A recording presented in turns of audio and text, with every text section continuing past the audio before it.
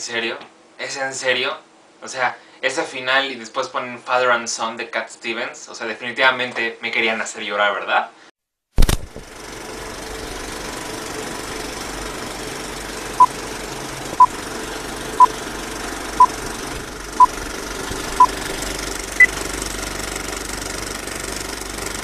Guardianes de la Galaxia Volumen 2. Guardianes de la Galaxia Volumen 2 es la secuela de Guardianes de la Galaxia, el gran éxito de Marvel Studios, en donde nuevamente veremos a personajes ya tan entrañables como Star-Lord, Gamora, Drax, Rocket Raccoon y ahora Baby Groot. Y en esta película seguiremos viendo las distintas aventuras de los Guardianes de la Galaxia, pero también averiguaremos quién es el verdadero padre de Peter Quill, el cual es Ego, interpretado por Kurt Russell. Entonces veremos esa relación formarse mientras los otros Guardianes averiguan cómo lidiar con esta nueva aparición. Y a esta historia también se les van a unir personajes como Yondu, Mantis y Nebula. Y eso es básicamente todo lo que tienen que saber sin que les tenga que spoilear nada. Como había dicho, la primera película fue todo un éxito realmente inesperado, porque la gente no conocía absolutamente nada de los Guardianes de la Galaxia antes de que se estrenara la película.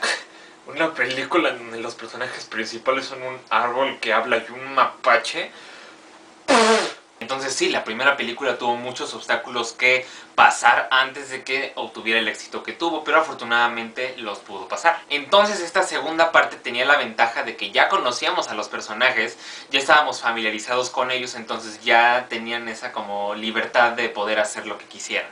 Y eso es justo lo que James Gunn hizo. Dijo, si ya tengo la libertad de hacer lo que quiera, voy a hacer lo que se me pegue en gana. Y afortunadamente nos pudo entregar una secuela que está a la altura de la primera película. En mi opinión, algo que tuvo muy bien esta película fue que fue armando un poco más a los distintos personajes que ya conocíamos. Les dan como más sustancia, sobre todo con la historia de Peter Quill, que en la película anterior ya nos habían dado unas pistas sobre quién era el verdadero padre de Peter Quill, pero en esta película ya nos responden. Y a decir verdad, la dinámica entre Peter Quill y Ego es bastante interesante. Pero en mi opinión el personaje que más evoluciona a través del transcurso de la película es el de Yondu, Michael Rooker, el cual muchos de ustedes conocerán por hacer el papel de Merle en The Walking Dead.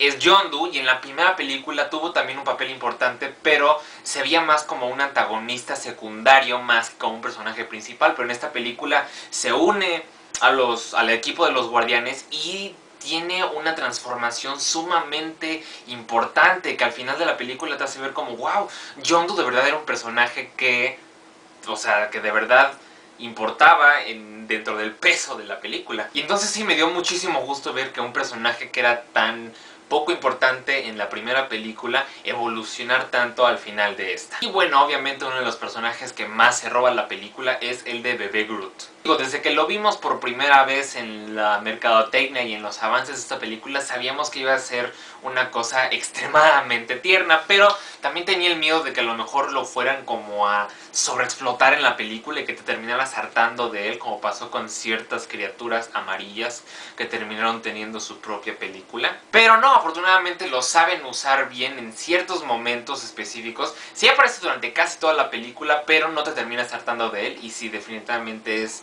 una cosa extremadamente tierna. Incluso un personaje dentro de la película dice, no lo maten, es demasiado tierno como para matarlo. Y es la verdad. Otro personaje cuyo nivel de humor aumentó considerablemente de la primera película a esta es el de Drax. Digo, en la primera película también fue un comic relief, por así decirlo, por tomárselo todo literalmente, pero aquí es básicamente como el payaso de la clase, porque es broma tras broma tras broma y dice cosas así al descontón, no tiene como un filtro entre lo que piensa y lo que dice, y su humor es como bastante seco, lo cual hace que sea sumamente chistoso. Entonces sí, en mi opinión todas esas cosas hacen que la película, que esta segunda parte sea tan buena como la primera, pero también tiene algunas cosas que como que la bajan y a veces la hacen medio lenta. Voy a poner un ejemplo rápido sin spoilear nada, y esto es algo que de hecho me dijo mi papá cuando él vio la película. Y es en el momento en el que llegan al planeta de Ego, en donde él empieza a explicar cómo es que fue creado, cómo fue que pudo tomar esa forma, cómo es que conoció a la madre de Peter y así, pero todo eso se empieza a sentir un poco expositivo y no, o sea, como que no fluye tan bien, no te tiene tan interesado. De hecho, prácticamente parecen como diapositivas de PowerPoint en el que él va diciendo, ah, bueno, y después hice esto, y después pasó esto otro, y después esto de más allá, y hace quién sabe cuántos años, y empiezan a salir como imágenes, y esa parte de la película como que la alenta un poco. Y también hay ciertos personajes que a lo mejor no se sienten tan interesantes dentro de la trama. Hay un grupo de alienígenas dorados que se llaman los soberanos, que todo el tiempo, bueno, empiezan a salir desde el principio de la película, como algunos que contratan a los guardianes para proteger algunos cristales o lo que sea, ya ni siquiera me acuerdo de por qué los contratan, pero empiezan a salir durante toda la película y como que son más un estorbo que un peligro para los guardianes. O sea, cuando ves que aparecen estas personas doradas, como que dices, ay, otra vez, esto ya se pueden ir por favor y continuar con la historia de Ego. Y hasta eso también el personaje de Nebula es un poco, no aburrido, porque la historia que tiene con Gamora y con Thanos, porque Thanos no sale para nada en la película, pero Nebula explica algo o cuenta algo de su relación con Thanos y te das cuenta que de verdad es un peligro bastante grande para la humanidad. Pero en general el personaje de Nebula es uno muy como sobreactuado. Karen Gillan desde la primera película era como un personaje muy... o sea, que todo era como bastante sobreactuado, y en esta película de nuevo pasa esto y desafortunadamente también alenta alguna de las partes en las que sale ella. Pero bueno, en general esta es una película que en mi opinión alcanzó el nivel de la primera parte.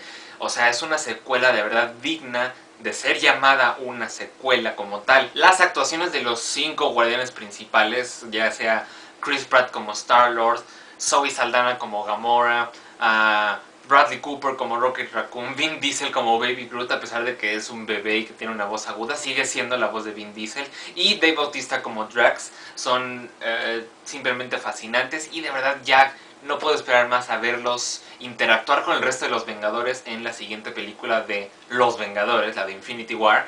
Entonces sí, todo eso, y los efectos especiales son muy buenos, las escenas de pelea también son intrigantes y te mantienen al filo del asiento. El nivel de humor es inimaginable, o sea, si eres de esas personas que amaron los años 80, esta película te va a encantar porque hay ciertas referencias que son arrojadas por ahí que, o sea, simplemente son fascinantes. Entonces sí, en mi opinión esta secuela es bastante digna, y por eso Guardianes de la Galaxia Volumen 2 se merece una calificación de 82.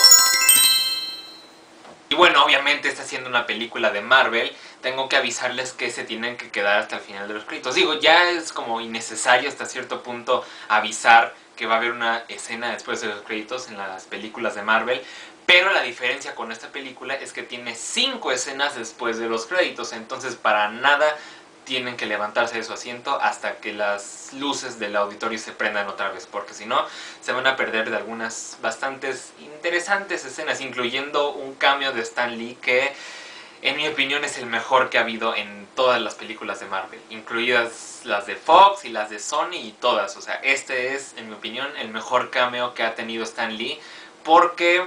bueno, cuando lo vean van a saber por qué. Y bueno, eso fue todo por hoy. Espero que les haya gustado esta reseña. Comenten abajo qué opinaron ustedes de Guardianes de la Galaxia Volumen 2. Si les gustó tanto como la primera, si se les hizo un poco más aburrida que la primera. Pero en general, cualquier comentario que tengan, pónganlo abajo.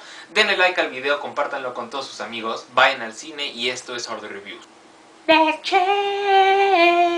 keep us together, running in the shadows.